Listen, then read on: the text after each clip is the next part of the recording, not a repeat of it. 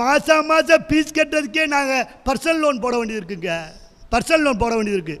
அதில் இன்னொன்று சொந்த வீடு கட்டுறது எனக்கெல்லாம் ஆசையே இல்லை.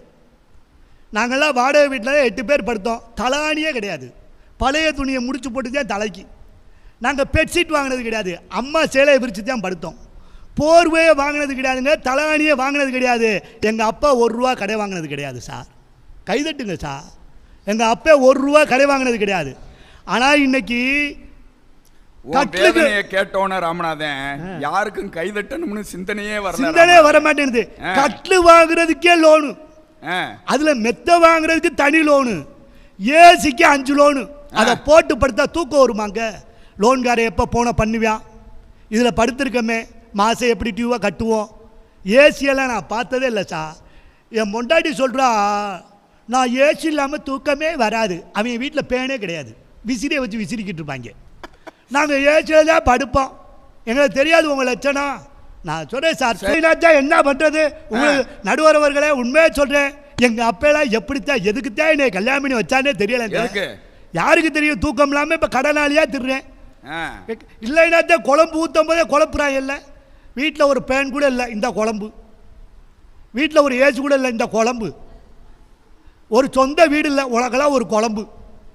ஓ பிள்ளை, ஓ லட்சணத்துக்கு உனக்கு ஒரு பிள்ளை, இந்த குழம்பு கண்டையை வச்சே மூச்சில் சுரட்டுறாங்க. நிம்மதியாக சோறு சாப்பிட முடியுதா. முடிச்சிடேன் நடுவர்களே. தமிழ்ச்செல்வி அக்கா பேசும்போது சொந்த வீட்டுக்கு நாங்கள் ஆசைப்படுவதே இல்லை. அட பாவிகளா, வாடகை வீட்டில் ஒழுங்காக 4000 ரூபா வாடகை கொடுத்துக்கிருந்தேங்க.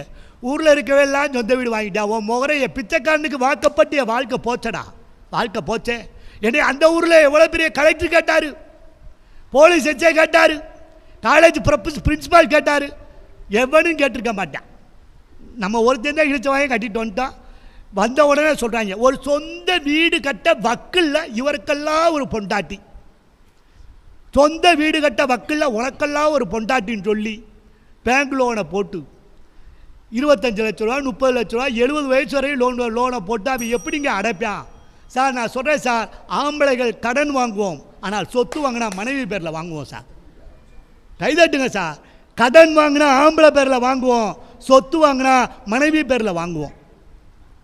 நான் சொல்கிறேன், எல்லாத்துக்கும் ஏமாறுறது, எல்லாத்துக்கும் ஏமாறுறது. ஃபைனான்ஸ் கம்பெனியில் 1000 ரூபா போட்டால் 10,000 ரூபா தராங்கன்னா தூங்க விடுறதில்ல. உனக்கெல்லாம் பிழைக்க தெரியாது ஆம்பளை, நீ எல்லாம் பிழைக்க தெரியாது. 10,000 ரூபா போட்டால் 1 லட்ச ரூபா தர்றானா, போய் போடுன்னு அதோட வாழ்க்கையை போட்டு தள்ளிட்டான் சார். நான் சொல்கிறேன் சார், ஆம்பளைக்கு ஆசையே கிடையாது சார். கல்யாணத்துக்கு முன்னாடி நீங்கள் வேணால் சர்வே எடுத்துவோங்க சார்.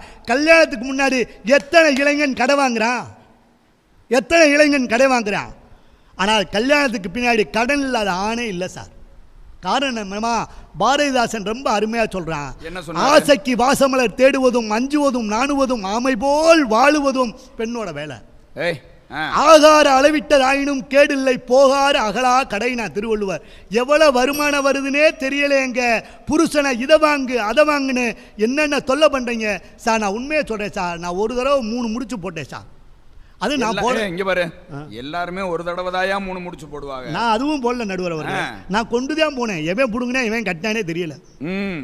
எந்த நீ ஓட்டி விட்டுருக்க. ஆமாம், இதை நான் கொண்டு தான் போனேன். ஒரு முடிச்சு கைதான் போச்சு, எவனை பிடிங்கி கட்டி விட்டான். அந்த 3 முடிச்சு போட்டதுக்கு நான் படுற அவஸ்தை. Home loan, 2 wheeler loan.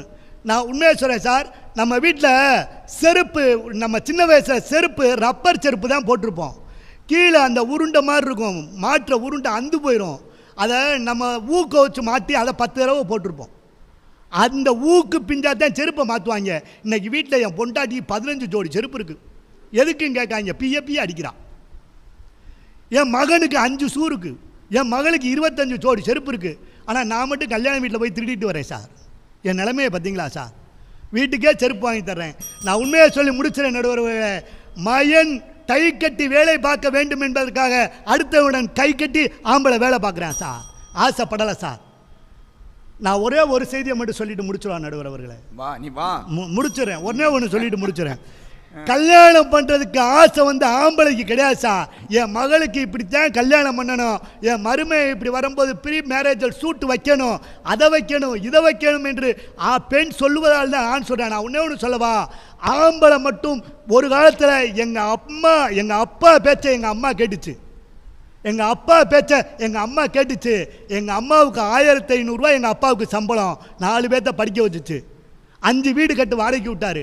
இன்றைக்கி நான் 60,000 ரூபா சம்பளம் வாங்குகிறேன், என் பொண்டாட்டி 40,000 ரூபா சம்பளம் வாங்குறான். ஆனால் நான் என் பொண்டாட்டி பேச்சை கேட்குறேன், அதனால் நான் 60 லட்சம் ரூபா கடனில் இருக்கேன்.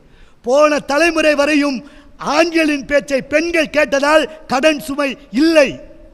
இன்னைக்கு பெண்கள் பேச்சை வேற வழி இல்லாமல் கேட்குறோம். வேற வழியே இல்லை, வேற வழியே இல்லை. உண்மையிலேயே உலகத்திலே கடவுள் என்று ஒருத்தன் இருந்தால் பெண்களுக்கு நல்ல புத்தியை தர வேண்டும். மக்கள் தொலைக்காட்சி மூலமாக கேட்குறேன், தயவுசெய்து இந்த நல்ல நாள் கேட்குறேன், பெண்களுக்கு நல்ல புத்தியை ஆண்கள் சொல்லுகிற கேட்குற புத்தியை கொடுக்க வேண்டும் இறைவா என்று கேட்கிறேன். தயவுசெய்து கடன் சுமைக்கு மொத்த காரணம் அல்ல, முழு காரணமும் பெண்கள் தான் பெண்கள் தான் பெண்கள் தான் என்று சொல்லி நல்ல வாய்ப்புக்கு நன்றி கூறி விடைபெறுகிறேன். நன்றி, வணக்கம்.